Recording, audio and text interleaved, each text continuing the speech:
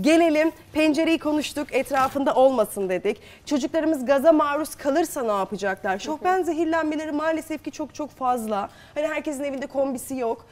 O durumda ne tavsiye ediyorsunuz? Soba zehirlenmesi. Soba zehirlenmesi, aynen, süpersin. Duman zehirlenmesi gibi. Böyle bir durumda ilk yapılacak şey camları açıp temiz hava girmesini sağlayıp, eğer açıksa gaz, bir düğmesi varsa, vanası varsa onu derhal kapatmak, en kısa zamanda hastaneye gitmek.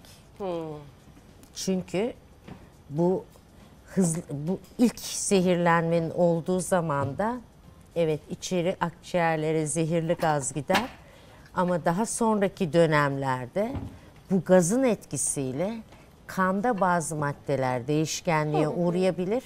Onun için hayati tehlikesi olduğu için hiç evde beklemeden bu dediğim şekilde vanayı kapat, camı aç, havalandır, hastaneye git. En yakın sağlık kuruluşuna başvurması lazım.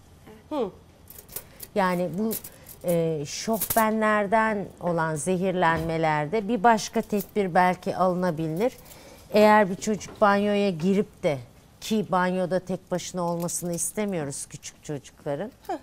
Banyodan çıkma, küçük olsun büyük olsun, gecikirse bir kontrol etmek lazım. En azından kapısını çalarak iyi misin diye bir ses vermesini beklemek lazım. Çünkü bu gaz zehirlenmelerinde zaman, gazla temas edilen zaman çok önemli.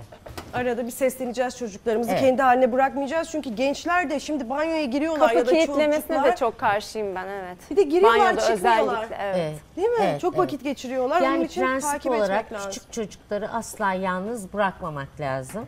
Salonlarda, odalarda, mutfaklarda içinde sıcak su olan, çay olan, kahve olan şeyleri tutmamak lazım. Mesela çocuk salondayken sıcak çay sehpanın üstünde durmayacak. Bunlar tehlikeli. Bunları biz önlenebilir kazalar bunlar. Bunlara dikkat etmek lazım. Küçük kuru yemişleri çocuğun eline vermemek lazım. Ceviz, fındık gibi, leblebi gibi. Ya da minik üzümler değil mi hocam? Aspire edebilir bunları. Yani akciğerine kaçırabilir yerken. Bu çok ciddi zatürreliğe sebep olabilir. Gene bu leblebiler, incik boncuk düğmeleri burnuna, kulağına sokabilir. Çok da başa gelen bir durum. Çok başa Çocuklardan gelen bir uzak durum. tutacağız. Diyelim ki boğazına bir şey yuttu, nefes alamıyor, Allah korusun. O durumda sadece çocuk için değil aslında. Hani yetişkinler için de ne yapılması lazım o noktada? Birisinin boğazına bir şey gittiği zaman. Çocuğun baş aşağı çevrilmesi mümkünse bacağından tutup sırtına vuracaksınız. Her şeyi çıkartacak. Eğer değilse göğüs kafesine doğru hemen şu alttan yuttuğu bir şeyse basınç yaparak bunu fıt diye atmasını sağlamak Şu arkadan lazım. basınç yapacağız. Evet, Şu basınç tarafa. yapacağız. Sıkıştırarak basınç yapacağız. O itmeyle olabilir. Eğer parmağınızla alabileceğiniz bir durumdaysa, yani görebiliyorsanız parmağınızı içeri sokup çengel gibi onu almak lazım. Almakla. Denizciğim, seni mutfağa alabilir miyim? Şu servisi sana bıraksam olur mu? Bir tane? Tabii ki de. Samimiyetine güveniyorum. Atölyeye gitmek istiyorum çünkü. Aysel Hanımcığım beni bekliyor. Çünkü çalışmasını tamamladı diye kulağıma geldi. Cengiz'in işareti vermiş, burası tamam demiş. Beni mi çağırdın Cengiz? Ay canım. Ay harika olmuş. Evet, biraz seri bir Bravo. çalışma oldu ama Bravo. eserimiz bitti. Çok güzel, elinize sağlık, muhteşem. Bir duvar panosu hazırladık mozaikte. Evet, şimdi bunun tabii kuruması lazım. Kuruduktan sonra derzi yapılacak. Ondan sonra da ahşabın finish boyası yapıldıktan sonra istediğiniz yere asabilirsiniz. Asabiliriz, harika. Sizi mutfağa alabilir miyim? Geçelim mi Tabii mutfağa? ki. Servisler yapılıyor, çayımız hazır. Tabii. Şurada benim hazırlamış olduğum, yarısını yapıp harflerinizde. yarısını yapmaya fırsat bulamadığım tea light'ım var. Bunun altını tamamlayacağım, yarın son halini göstereceğim. Olur mu? Çünkü bence çok hoş olacak. Güzel olacak değil mi? Evet. Buyurun. Şundan bir tane alalım. Bakar mısınız şu güzelliğine? Oo, müthiş. Deniz'e. Nefis olmuş. Ellerinize sağlık. Teşekkürler. Bayıldım. Siz de Elinize çok sağlık. güzel şeyler Şöyle. hazırlamışsınız. Ne yapalım onları? Güzel bir çalışma gerçekten şöyle. Bunlar kesmeyecek. Kesmeyecek. Dur ben de. Şunlar kesmeyecek. Bak. Siz ilgi duyar mısınız böyle mozaik? Çok. Sever misiniz? Tamam. Sanatın her hepsini Tamam, biliyorum. ben Bu halledeceğim. çok enteresan ve hoş olmuş. Canım. Kek Seri bir servisinde de. çalışma yaptık ama Bu keki Bu kadar şöyle kısa kenarlarına sürede sen de kek şahane koyar olmuş. mısın tabii canım el orada? alışkanlığı var Şöyle. yılların getirmiş Bir olduğu. kenara, biraz kekleri kenara koyarsak birbirine Evet, değmeyecek. ulaşmayacaktır. Şöyle lütfen. Aa, teşekkürler. Canım benim. Çok güzel Vallahi gözüküyor. elimle Ben alıyorum. orada başarılı görünüyor. Şöyle. Çalışırken Evde de evet. yapmıyor muyum? O kadar Duyuyorum kibar ama olamayacağım şu anda. İşin tarifi herhalde Çatallarınızı da internette vereceğim. olacak.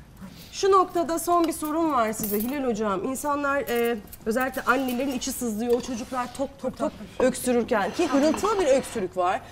Şu dönemde de siz çok yoğunsunuz enfeksiyonlardan ötürü. Ne yapsınlar anneler? Öksürük için öksürük şurubu kullanıyorlardır. Mutlaka doktora gitmek lazımdır. Öksürük şuruplarını çok önermiyoruz biz. Sıvı gıdayı arttırmak lazım. Ilık içeceklerin faydası var.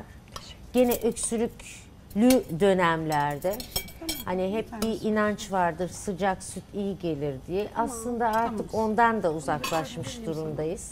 Birkaç gün süt ve sütten yapılan şeyleri diyet dışında bırakmak istiyoruz. Çünkü müküs dediğimiz bu öksürük balgamı oluşturan maddeyi arttırabiliyor. Bol su içirmek lazım. Eğer siz bir evde öksürük şurubu hazırlayacak olursanız mesela elmanın kabuklarını soyun. Koçan kısmını da alın. Etli kısmını kendiniz yiyebilirsiniz. Bunun içine karanfil koyabilirsiniz, kekik koyabilirsiniz, nane koyabilirsiniz, 1-2 dilim limon koyabilirsiniz. Bunlar öksürüğe iyi gelebilen, doğal olarak hazırlanabilen şeyler. Bunu tabii ayva ile bile yapabilirsiniz.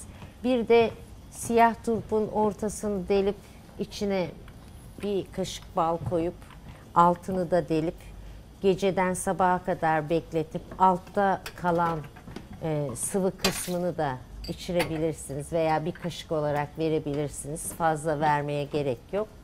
Bunların hepsi öksürüğü söktüren veya öksürüğü yumuşatan şeylerdir.